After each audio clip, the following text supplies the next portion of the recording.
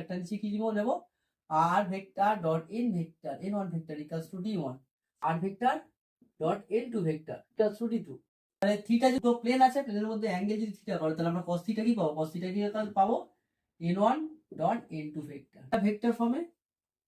vector ফর্মের জন্য আর এটা হচ্ছে কার্টেসিয়ান ফর্মে a1x plus b1y a1x plus b1y plus c1z equals to d1 c2x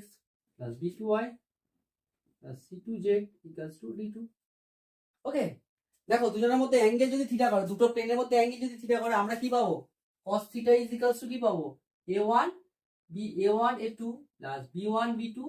plus c1 c2, তাই তো রুট আন্ডার কি হবে a1 square plus b1 square plus c1 square root under a2 square plus b2 square plus c2 square